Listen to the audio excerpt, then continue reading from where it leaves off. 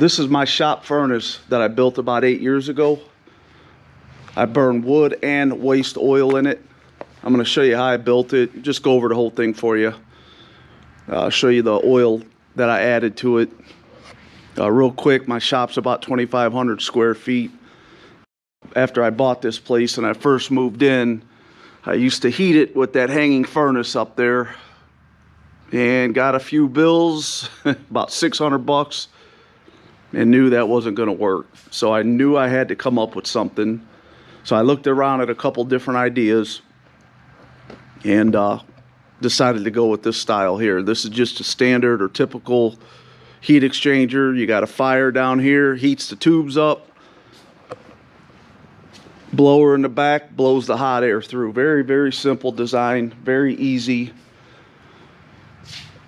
It's 3 foot tall, 3 foot deep, 3 foot wide. Originally it was 4 foot. I had a water chamber up top. I was going to use radiant heat and decided not to, so I cut 1 foot off the top. I'll show you the inside. Grab my flashlight here. So you can see the tubes up top there.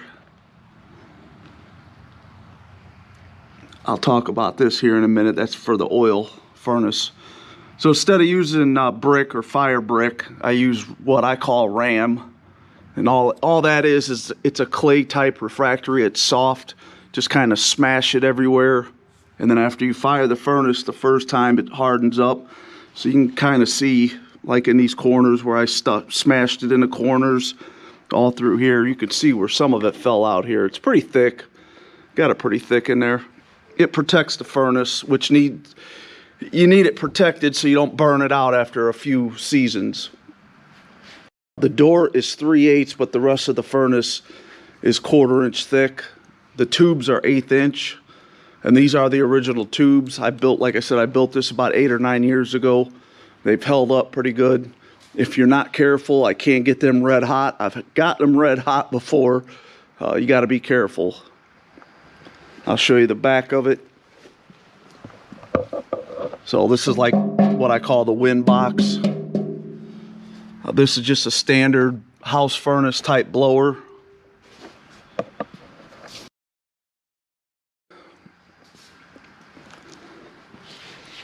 I burn a lot of wood out here, so it soots up or creosotes up pretty bad. So I cut these clean out ports or clean out hatches in here, because what was happening is on top of the tubes, the ash was coming up and just resting on top of these tubes. And I could tell that I wasn't getting the heat transfer through the tubes anymore. There was cold spots. I would take my heat gun and kind of check the tubes, and I was getting cold spots in there. So I cut those clean out ports in there so I can get in there and kind of scrub the top of the tubes best I can with a wire brush. It's not perfect, but it works. Does the job. For those of you who may want to know what these are off of an industrial boiler. These are the sight glasses or sight ports for the burners on a boiler. I had 2 of them. I had 3 of them on here. I just used them because I had them. I cut one off when I added the oil, which I'll talk about here in a second. So like I said, my shop's about 2,500 square foot, give or take. Just to give you some quick numbers. Average 25 degree winter day. I can get it up to about 70, 75 in here, and I don't do that because it uses so much fuel. Whether I'm burning wood or oil, it would just eat through the fuel. So I get it to where it's comfortable in here, 50, 55, 60, and that's good enough for me. So pretty self-explanatory with the wood, but I'll talk about the oil that I added. So this is like many other systems. I got this idea off of YouTube. It's like all the other systems out there. It's a gravity system. I will say, very important to put a screen or filter or something where you dump your oil in and try to catch, you know, clumps, dirt, debris that gets in the oil, which it does, gasket material, just dirt. You'd be surprised what ends up in the waste oil. I did not have that originally, and what would happen is trash would get down in the oil and I wouldn't see it, small stuff, and you know, it works its way into the system and gets in here and it clogs it up. And to take that thing apart when it's full, it's a mess. I mean, oil ends up everywhere. It's just a mess. So screen your oil or filter your oil before you dump it in here. Another thing I will say, and this is kind of stuff I learned on my own, raise your spout or wherever your oil's coming out at, keep it up off the bottom, because you do get a lot of sludge and just crud that builds up in the bottom, and you don't want to be tapping into that. You want to kind of tap above that where the cleaner, fresher oil is. So that's why I have it up a couple of inches. I added a sight glass this year because I kept running out, and then I would run out. The other problem is I would run out and then I would add fresh oil in there. Well, that oil goes in there and it stirs up all that sludge in the bottom, and then it's just, yeah. So I added that. So once it gets down about a quarter of a bucket, I'll go ahead and fill it back up. I'm going to go ahead and fire it up for you here in a minute. Let me discuss this here. So like I said, this is just like any other system that's out there. Gravity feed. All this is a vent for if it does run out, you can bleed the air out. This is just a four-way nipple or fitting, four-way fitting. There's a copper tube that runs through here. You can, I think you can see it in there. Let me see if you can see that. Where you at? Right there. You could see the end of it. So that's how I monitor how much oil is going in. This is just a hydraulic slowdown valve. Copper tube comes in here, and then around that tube is this pipe that's just blowing air in. And this is just a standard small blower. Nothing, you know, special. Up here, I just added this little control type panel. What I needed was separate controls over the blower and the combustion air blower. So that's what this is. This just turns the main blower on and off, and then I can control how much wind is being blown by this little blower here, and then that's the main power.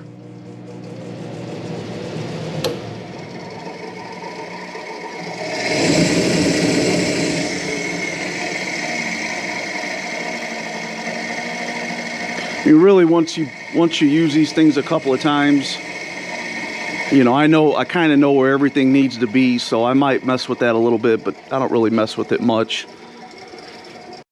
Let's see, let me show you inside.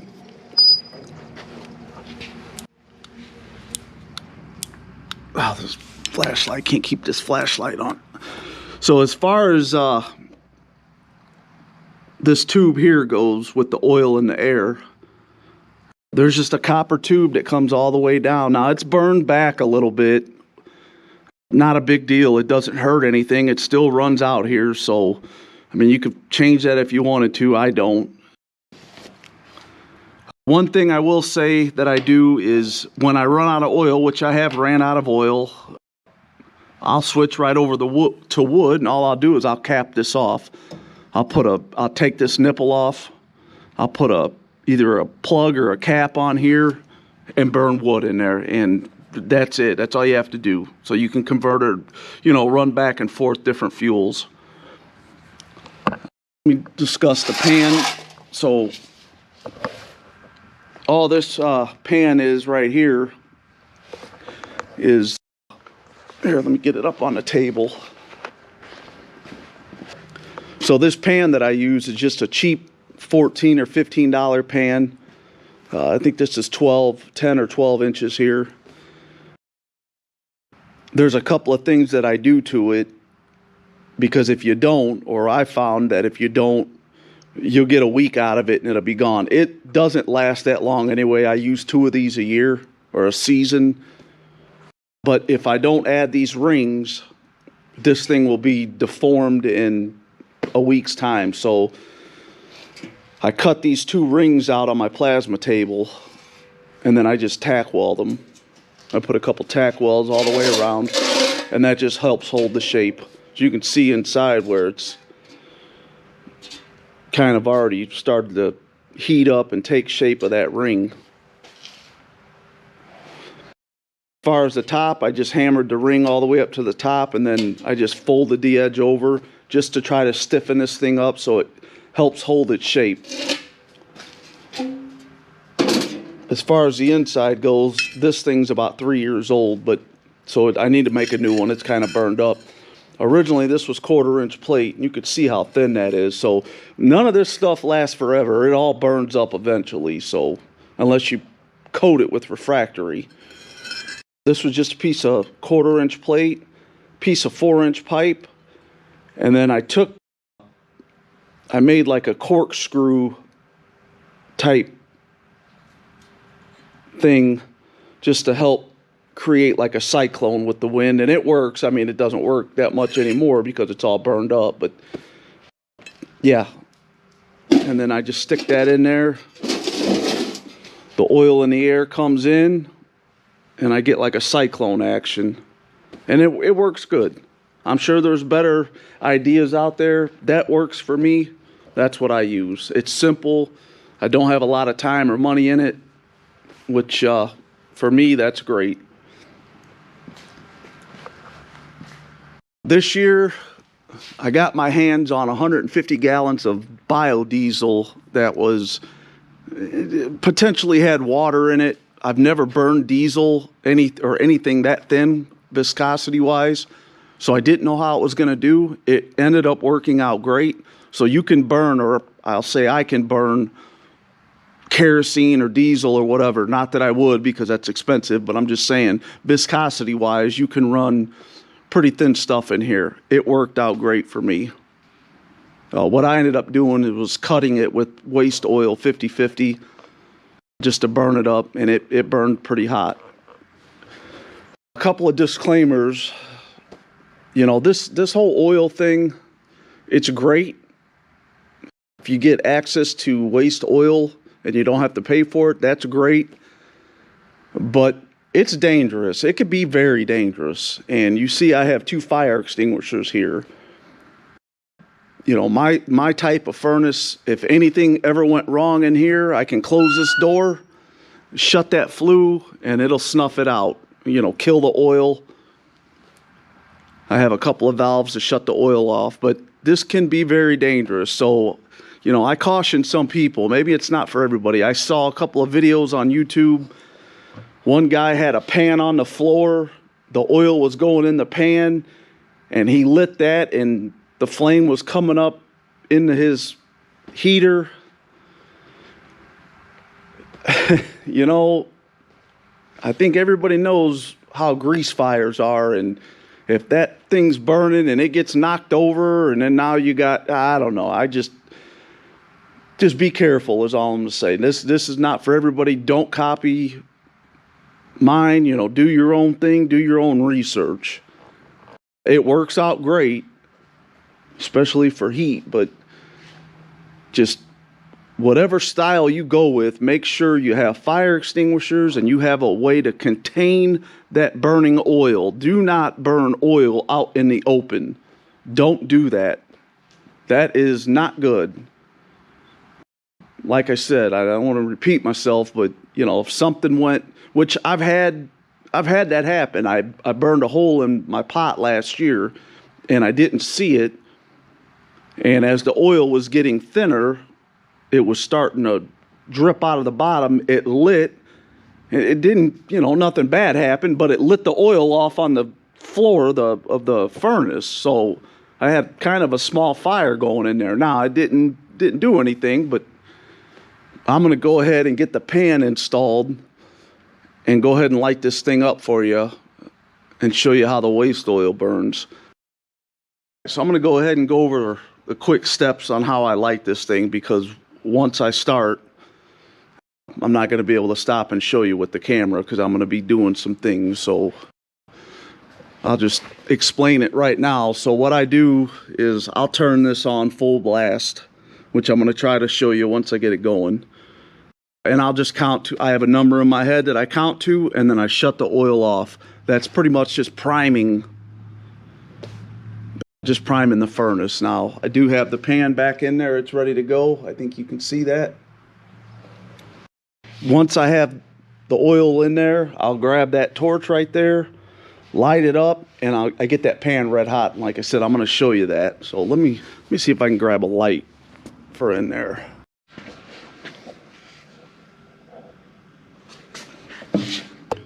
All right, I think you can see that. So like I said, I go ahead and I turn the oil on, and I count to a number in my head.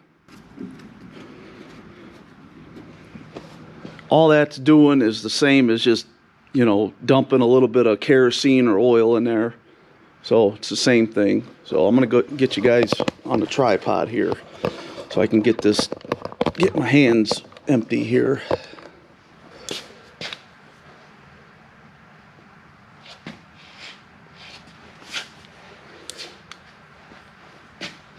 All right, so the oil's in the pan.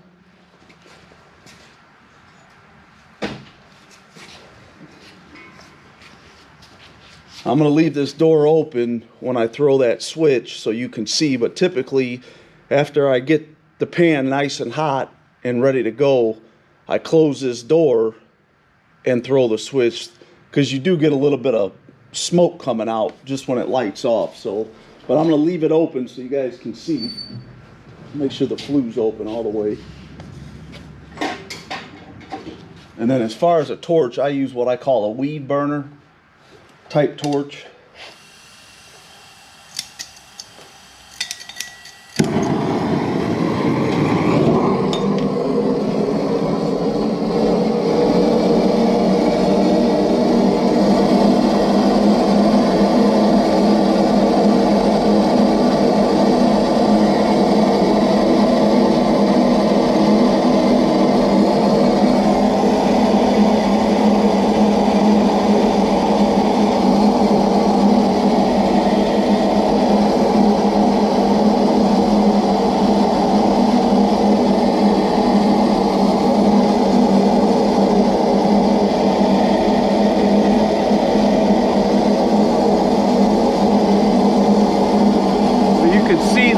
Already on fire, but I'm not worried about lighting the oil on fire.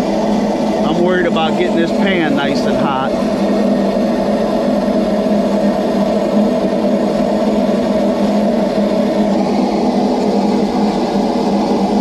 All right, it's ready.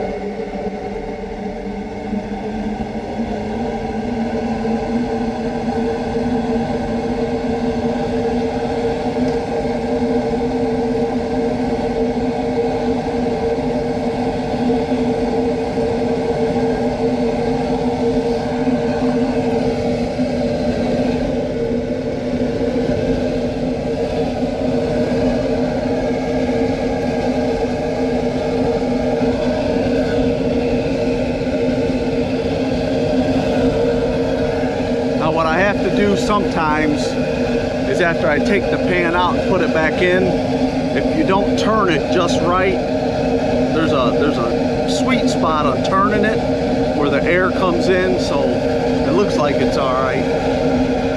It'll clean up here in a second.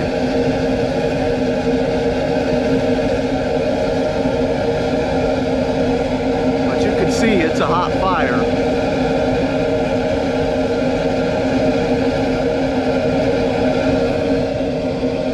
I got the oil back on. I don't know if you can see that or not. Let me see here. I think you can.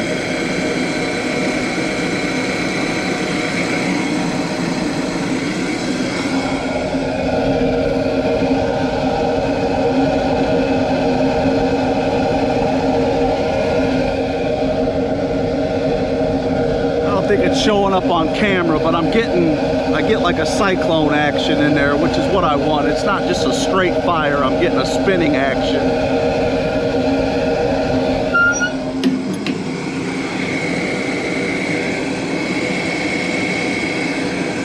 And that's it. Now I'll wait a few minutes to kick the blower on because it takes a little bit to heat this furnace up. So I got a temp gun, and I'll usually check the temperature, or if you're not careful, you get them tubes glowing red hot, which is a no-no. But yeah, I'm happy with it. It works great. I would like to make some updates to it if I get time. Every winter every spring I take this furnace out of my shop because it's so big. I need the floor space, and I have a sliding door right here, so after the weather breaks, I'll go ahead and grab my fork truck and I'll come right in behind it and pull it out of here.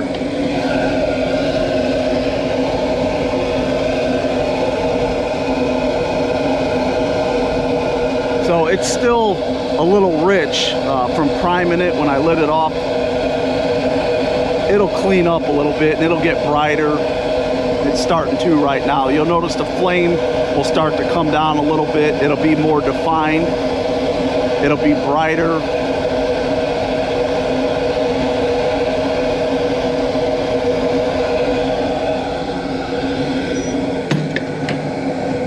But that's it. So thanks for watching. If you got any questions or comments, just let me know. Thank you.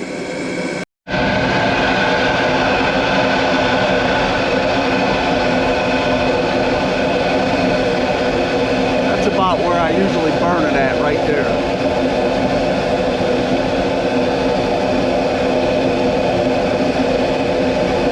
That's perfect.